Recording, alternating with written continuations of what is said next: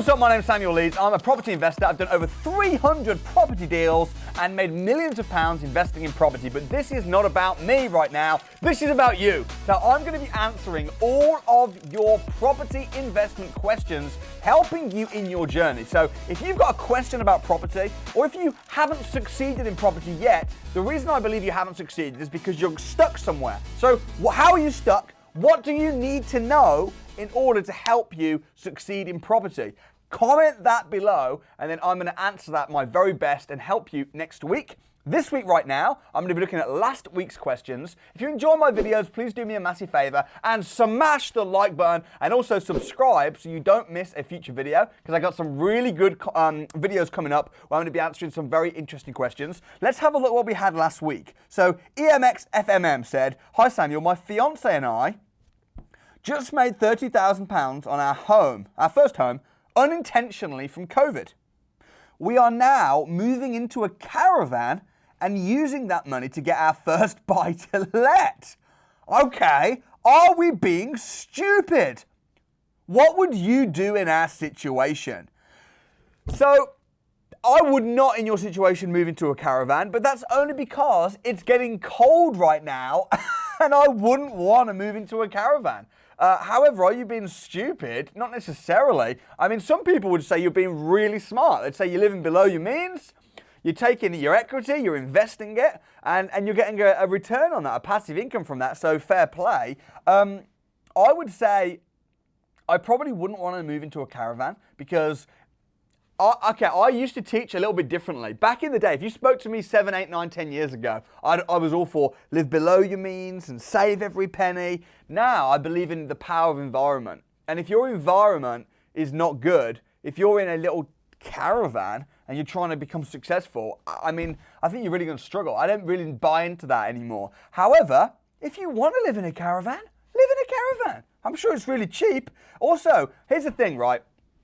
All depends on why you're doing it. If you're trying to delay gratification and be rich one day, I don't think it's the fastest way to get there. Taking £30,000 and buying a buy-to-let, I'd rather put that into a business, a property business, like deal packaging or rent-to-rents, because if you buy a buy-to-let property, it's going to give you, what, a couple £100 a month profit?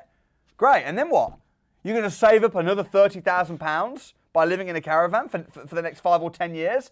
And then buy another buy-to-let property, it's going to give you a couple £100 a month. Whoopie-doo. That means for the next 30, 40 years, before you're financially free, you're going to be in a caravan. I just wouldn't do that. I would be wanting to make more money, put that 30 grand into a property business, and get some serious fast pound coming in. So, are you being stupid? Probably not. Would I do it? Probably not. Hope that helps. All right.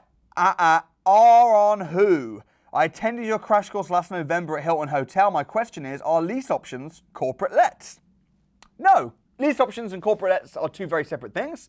A lease option is when you buy a property now and you pay for it later. It's a way of buying, purchasing a property. And corporate lets is when a company rents a property. So they're two very separate things.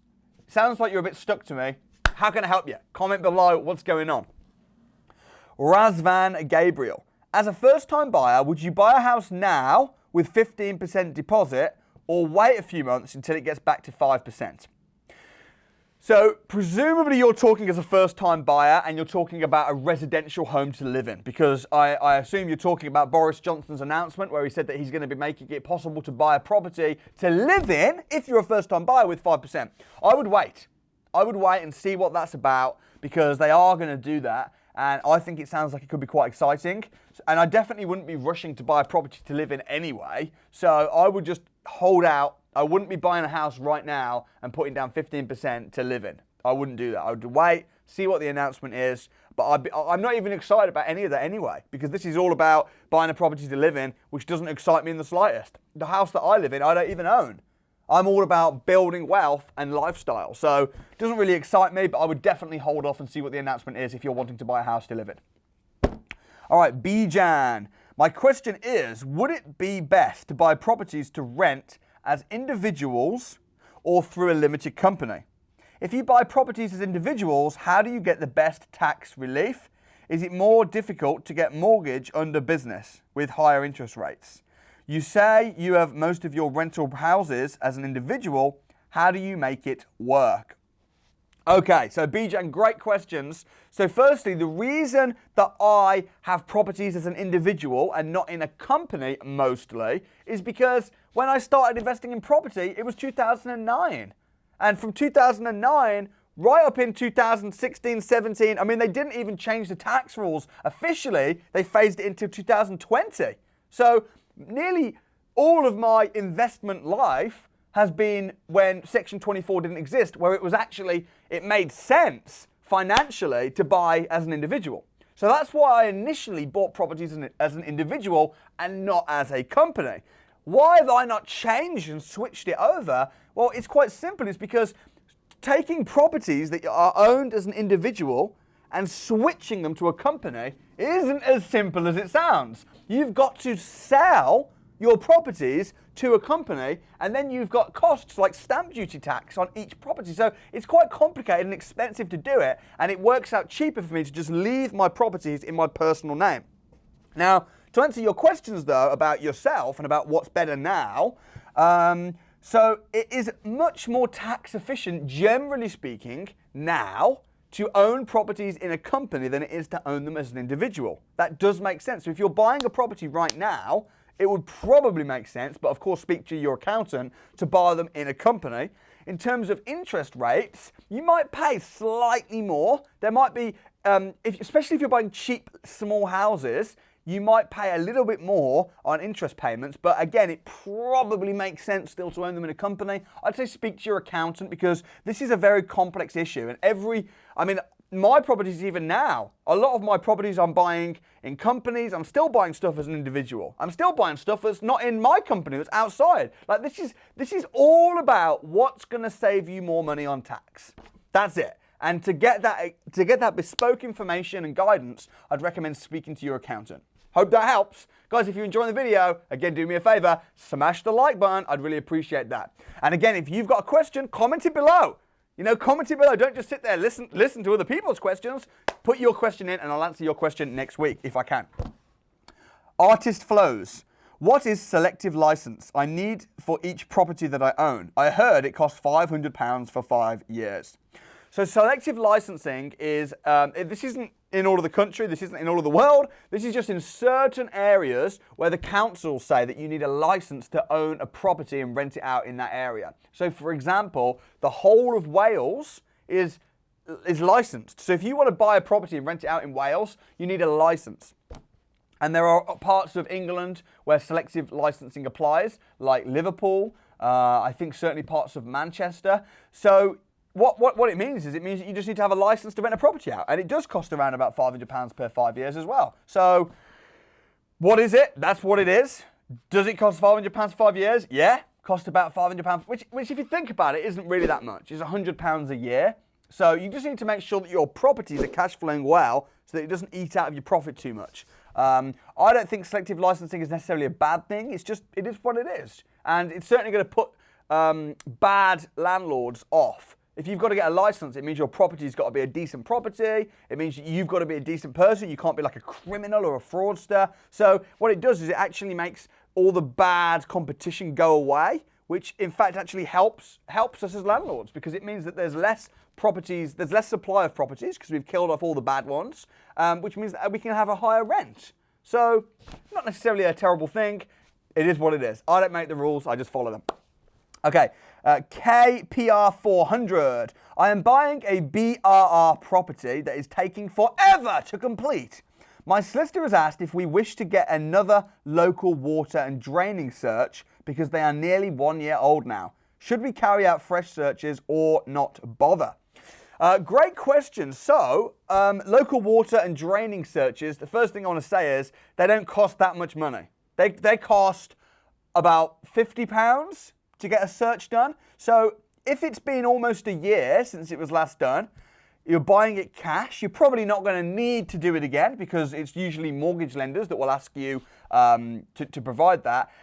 They usually expire after 6 months. So if it's been almost a year, I'd probably say for peace of mind and for the sake of 50 quid, which is what it usually is, go ahead and carry out local water and draining searches again. So I would probably just do it again, but it's totally up to you.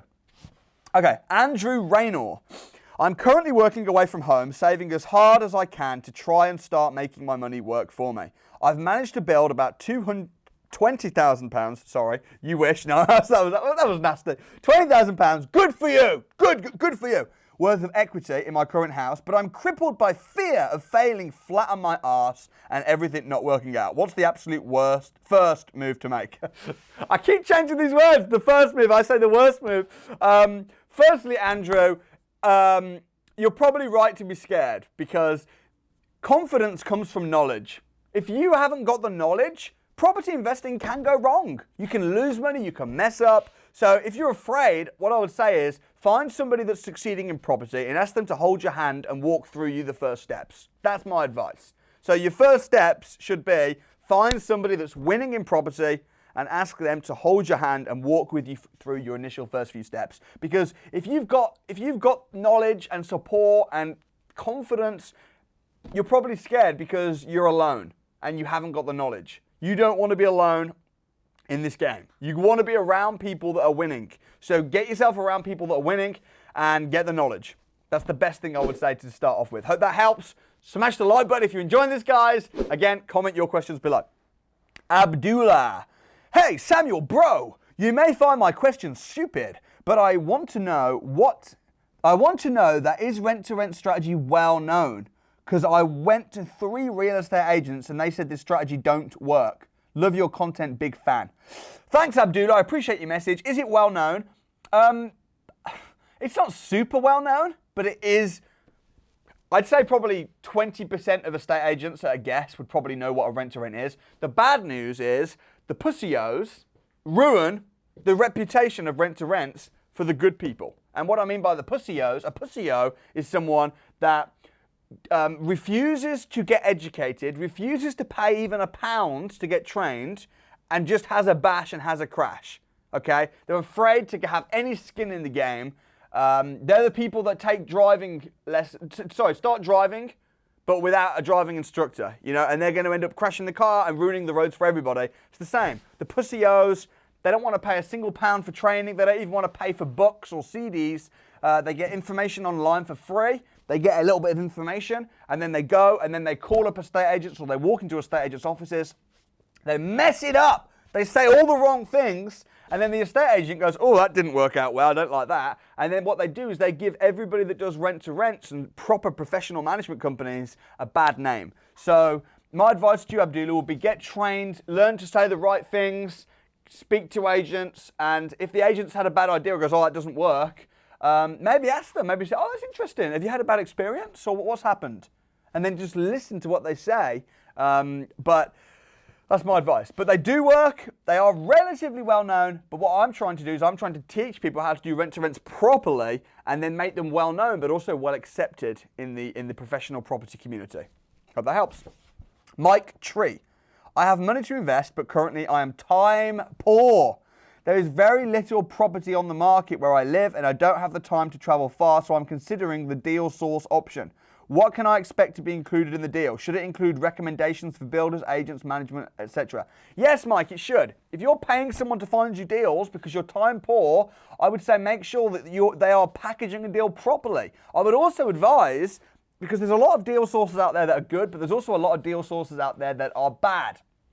And if you don't know what's what and how to do it and what the crack is, they'll pull the wool over your eyes. So I would suggest, really do your research, do your due diligence. If you're paying a deal sourcer, make sure they're reputable, make sure that they've got a good track record, make sure that they are compliant, make sure that they've got proper terms and conditions, make sure that the expectations are made clear of exactly what you're paying for, and there's also comeback if the deal doesn't come off or if the deal's not what they said. So that's my advice. Good luck. If I can be of any help, Mike, get in touch. Respect. All right, Kadir says, is it the best time to buy commercial retail property? No, I don't think it is. Commercial property is dropping. Retail shops are closing down. It's terrible. Terrible time. Unless you're smart and you're in a particular niche and you really know what you're doing, the last thing I'd be doing right now is buying a commercial retail property. I mean, geez. They're empty right now. And commercial property is valued based on rent. And if people aren't wanting to lease Really, really, really be careful.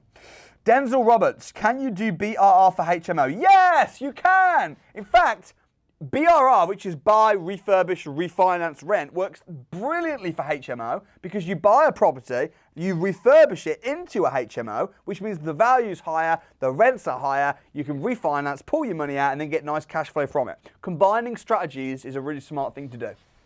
Jack Wong.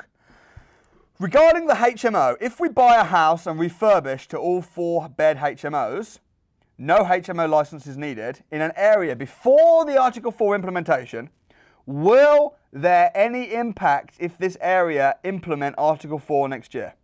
Will it be okay to run this HMO legally, or should I apply for the license afterwards? Another question, if there's no need to apply for HMO license for those houses less than 4 beds, can I still convert a house to 4-bed HMO in an area under Article 4? Who's going to check whether or not this house is converted before or after the Article 4 implementation if there is no requirement for applying HMO license? By the way, do you have an online crash course? How can I join it? Jack, sounds like you need to join it because I think I understood your question, but it sounds like you're a little bit confused about the difference between HMO licenses and then Article 4 planning permission. They're two very separate things. If you buy a property and it's a 4-bed property and it doesn't need a license, when Article 4 comes in, you still won't need a license. Licensing and planning and Article 4 have nothing in common and nothing to do with each other. And when Article 4 comes in, you'll have automatic planning permission anyway. So I think you're probably worrying about something that you don't need to worry about at all, but you do need to be informed on the rules of HMOs because they are heavily regulated. Do you have an online crash course? Yes, I do have an online crash course. I'll leave a link in the description. It's £195 and it takes you through the A, B, C of property investing. It'll give you a great foundational knowledge. I'll leave details in the link. Great job. All right, Ryan Lewis. We'll do this as the last question, okay, for this week. However, if you've got questions or if they've not been answered, comment your questions below. I'll answer those next week. Last question. When a limited company buys a residential property to fix and flip, do they have to pay stamp duty when buying? If so, what percentage? So Ryan, it really depends on the value of the property. So stamp duty, there's a sliding scale. So if it's less than £40,000, you pay no stamp duty. And then you pay around 3%, but as it goes up and up, it goes more and more. There is stamp duty relief at the moment. I mean, listen, if you're doing fix and flip, if you're buying a property that needs to be refurbed, if the property is not habitable, if there's no kitchen, bathroom, hot water, you don't pay any stamp duty. So potentially, you should be looking for properties where you're not going to pay any stamp duty at all. Guys, thanks so much for watching. I really enjoy answering your questions. It's amazing. Please do me a massive favor though. Comment below, smash the like button, and please do subscribe. Turn the notification bell on so that you don't miss a future video. How annoying would it be if I answer your question, but you never even knew about it because you didn't get a notification when a video comes up? So press subscribe, turn on the bell, and thank you so much for watching. I'll see you next time.